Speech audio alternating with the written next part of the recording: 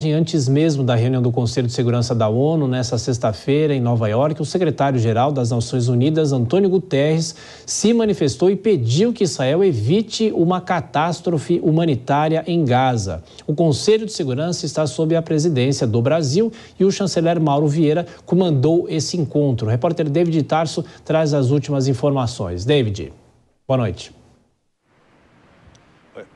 Oi, Tiago, muito boa noite a todos. Pois é, essa reunião terminou ainda há pouco em Nova York, mas não houve consenso entre os representantes dos países. 15 países participaram, entre eles 5 que são permanentes, daí tem direito a veto, que são Estados Unidos, Rússia, China, França e Reino Unido. Então não houve um consenso porque eles se reuniram principalmente para discutir uma possibilidade de criação de um corredor humanitário para que as pessoas que estão no norte da faixa de Gaza consigam deixar ali pela fronteira do Egito.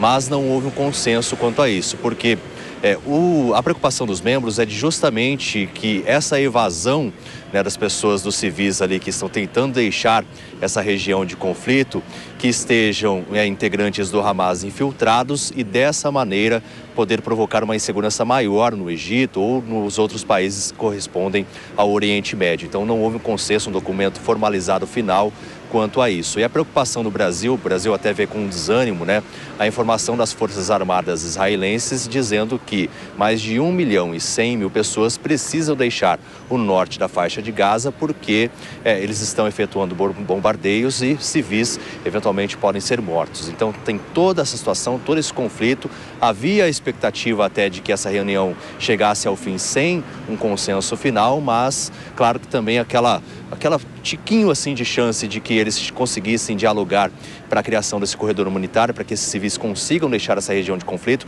principalmente as crianças, os idosos, mas não houve esse consenso. Mas não só para que as pessoas também deixem a região, mas para a inserção de alimentos, já que enfrentam uma crise de desabastecimento essa região. Então, há toda essa situação que precisa ser discutida, mas o governo brasileiro, então, lamentou, viu com desânimo essa informação de que as Forças Armadas pedindo, né, israelenses que as pessoas deixem a região norte da faixa de Gaza. Repito, mais de 1.100.000 pessoas que precisam deixar o local nessas 24 horas e o prazo já está correndo, Tiago. É isso. David Tarso, daqui a pouco você volta com mais informações. Eu chamo de novo o professor Marcos Vinícius de Freitas. Professor, eu me lembro muito na guerra na Ucrânia, a gente sempre conversava aqui na Jovem Pan e eu perguntava qual o papel da ONU nesse processo. E a pergunta é a mesma, qual o papel da ONU nesse processo do Oriente Médio e essas declarações que a gente acompanhou do Antônio Guterres e também o Mauro Vieira, o embaixador do Brasil, o Brasil que tem essa presidência temporária do Conselho de Segurança.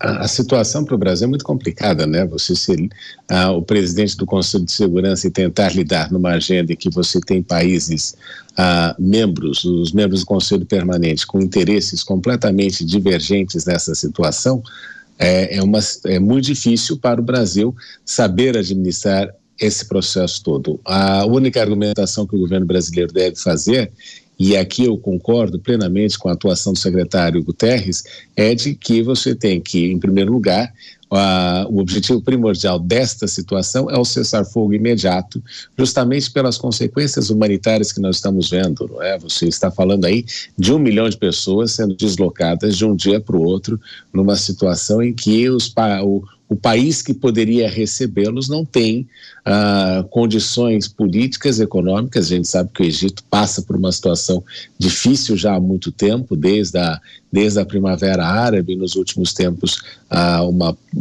problemas de corrupção, problemas históricos que o Egito carrega e que não vai ter condições aí de absorver esta população. E o papel das Nações Unidas, Tiago, cai muito nessa função que o secretário-geral pode fazer nesse momento de atuação, que é justamente sugerir e tentar enfatizar perante a comunidade internacional do risco humanitário desta crise, que será sem precedentes em razão da rapidez como ela está sendo criada e da forma como ela está sendo gerida nesse processo todo. Então, muita gente sempre fica frustrado com a atuação das Nações Unidas, dizendo que elas não fazem nada, mas como fórum de diálogo, isto é a função que eles têm de tentar trazer aí os países para conversarem a respeito da situação e daquilo que pode ser efetivamente realizado. O grande problema é que você tem aí interesses diferentes, e estes interesses diferentes são os que se sobrepõem justamente às questões humanitárias. Então, você luta meio, e essa deve ser a grande frustração do Antônio Guterres, que é você lutar com as mãos algemadas, porque você não pode fazer muita coisa, justamente porque os principais envolvidos não têm interesse de resolver, porque começa a se atrelar uma coisa à outra. Os Estados Unidos vão condenar a Rússia vai ter o problema da Ucrânia, a Ucrânia vai ser um elemento de discordância com relação àquilo que está acontecendo a um problema humanitário que você observa na Palestina. Então, esta que é a grande infelicidade desse momento. E a função do Brasil, como presidente do Conselho, é só uma, é justamente pedir o corredor humanitário para que seja realizado imediatamente e o cessar-fogo, que é fundamental para que aconteça. É isso. Bom, Nelson Kobayashi, estamos falando sobre a ONU, mas também queria te perguntar o papel do chanceler Mauro Vieira, porque assim que terminou a reunião, ele falou com os jornalistas, ele deu uma impressão de fraqueza, que talvez não há um pulso mais forte do Brasil. Será que isso seria o necessário nesse momento?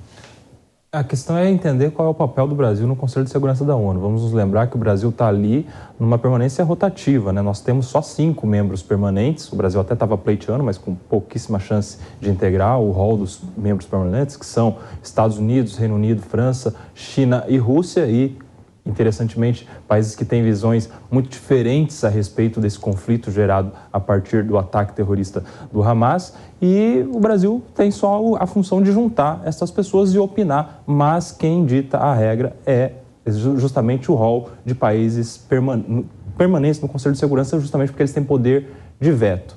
A solução ou a não solução dessa reunião me faz acreditar que talvez a não declaração pelo corredor humanitário tenha vindo dos países ou da Rússia ou da China. Queria até a opinião depois do professor sobre isso, porque os Estados Unidos tinha sinalizado a favor desse corredor, e se não houve um consenso, provavelmente algum veto destes países, ou Rússia ou China, e aí a gente precisa também conjugar essa decisão com uma declaração de hoje do presidente Putin condenando a reação de Israel. Ou seja, aparentemente a Rússia, que tem esse poder importante, tenha entendido que não é o caso de corredor humanitário, justamente porque Israel não deve entrar na faixa de Gaza. Essa é uma interpretação que me vem e talvez tenha sido isso que aconteceu nessa reunião do Conselho de Segurança.